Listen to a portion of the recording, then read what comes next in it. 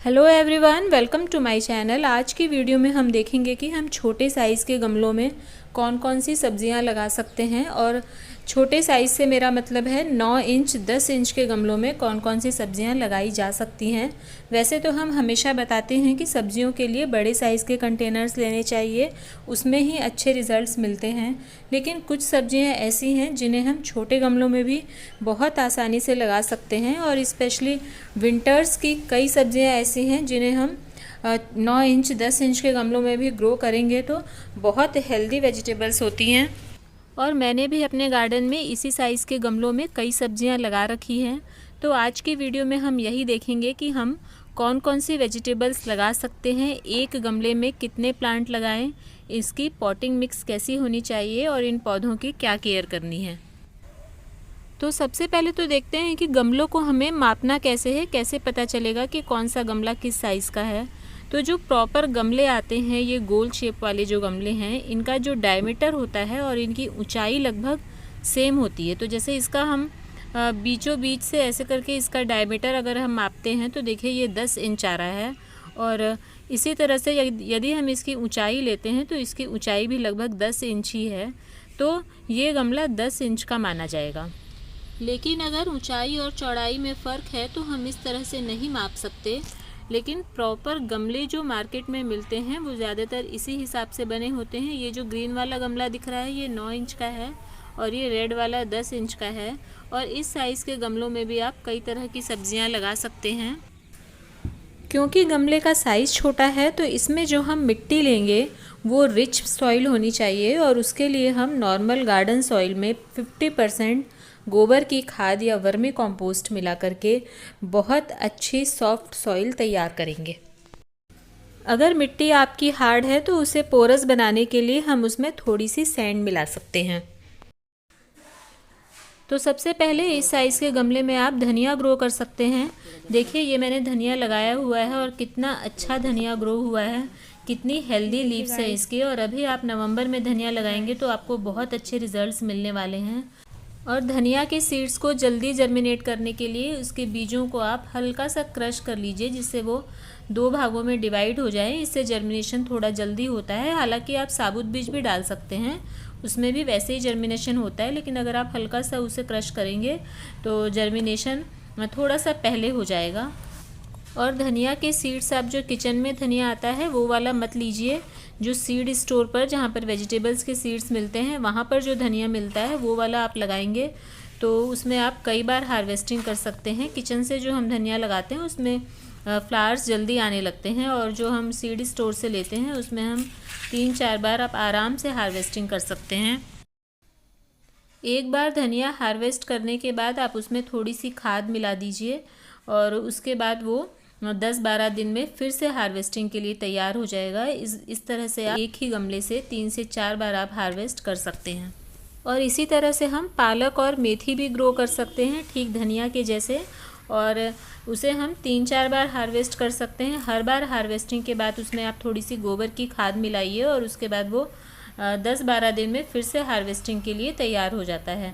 बस अंतर ये है कि आप इतने छोटे गमले में लगाते हैं तो ज़्यादा सीड्स नहीं लगा सकते, तो इसलिए आपको 4-5 गमलों में आप लगाएंगे तो आपकी नीड पूरी होगी। और अगर हम चौड़े कंटेनर्स में लगाते हैं तो हम एक ही कंटेनर में लगाने से हमारा काम चल जाता है। लेकिन बस छोटे गमलों में हम लगाएंगे तो हमें 3-4 गमलों में लगाना पड़ेगा। लेकिन पौधों की हेल्थ में कोई अंतर नहीं आता, बहुत अच्छे पौधे ग्रो होते हैं। और इन लीफी वेजिटेबल्स में आप मंथ में एक बार मस्टर्ड केक का लिक्विड फर्टिलाइज़र ज़रूर डालिए, इससे बहुत अच्छे रिजल्ट्स मिलते हैं। इसके अलावा आप फूल गोभी, पत्ता गोभी लगा सकते हैं। देखिए ये मैंने इस गमले में फूल गोभी का पौधा लगाया हुआ है और आप एक गमले में एक प्लांट लगाइए। 50% गोबर की खाद अगर आप मिलाते हैं और अच्छी तरह से केयर करते हैं, बीच बीच में भी 1-2 बार आप लिक्विड फर्टिलाइज़र देते हैं तो अच्छे साइज़ का फूल बनेगा आपका। और फूल गोभी, पत्ता गोभी के अलावा आप टमाटर लगा सकते हैं। ये देखिए ये मेरे इस गमले में कितने सारे टमाटर लगे हुए हैं और पहले भी मैं इस प्लांट से कई टमाटर तोड़ चुकी हूँ। और आप मेरी पिछले साल की वीडियो देखिएगा, care tips of tomato. I button पर आप क्लिक करेंगे तो आपको वो वीडियो मिल जाएगी, ऊपर जो आई बटन शो हो रहा है। इसमें आप देखिएगा पिछले साल मैंने छोटे छोटे गमलों में भी टमाटर लगाए हैं और कितने अच्छे टमाटर लगे थे। और ये देखिए, ये है भिंडी। भिंडी आप लगा सकते हैं, एक गमले में आप एक प्लांट लगाइए और इसे भी डायरेक्ट बीजों से लगाया जाता है भिंडी को, और इसके आप पौध भी तैयार कर सकते हैं। और ये देखिए, ये मेरी जो मैंने बरसात में भिंडी लगाई थी वो है, अब इनका लास्ट टाइम चल रहा है, इसलिए ये भिंडी का प्लांट अब थोड़ा सा ऐसे कमज़ोर सा आपको नज़र आ रहा होगा। देखिए, मैंने कई गमलों में, छोटे गमलों में भी भिंडी लगाई थी। भिंडी को बरसात और गर्मी में लगाया जाता है। अभी तो बस ये इसका बिल्कुल एंड चल रहा है, मैं इन्हें हटाने वाली हूँ। इनके अलावा जो छोटे कंद वाली सब्जियां हैं जैसे लहसुन, प्याज, चुकंदर, इन्हें आप आराम से लगा सकते हैं। प्याज की देखिए पौध तैयार की जाती है, और देखिए ये मैं प्याज की पौध तैयार कर रही हूँ। करीब 40-45 दिन में इसकी पौध तैयार हो जाएगी, और उसके बाद मैं इसे गमलों में शिफ्ट करूँगी। एक 10 इंच के गमले में आप 3 से 4 प्याज की पौध लगाइए। और अगर आप लहसुन लगा रहे हैं तो लहसुन को भी आप इसी तरह से लगाइए, और लहसुन को इस तरह से फ्रेश कलियों से लगाया जाता है। देखिए, ये जो लहसुन की कली है, ये जो नीचे वाला पोर्शन है यहाँ से रूट्स निकलती हैं, इसे हमें मिट्टी के नीचे डालना है, और ये जो ऊपर वाला है यहाँ से लीफ निकलेगी,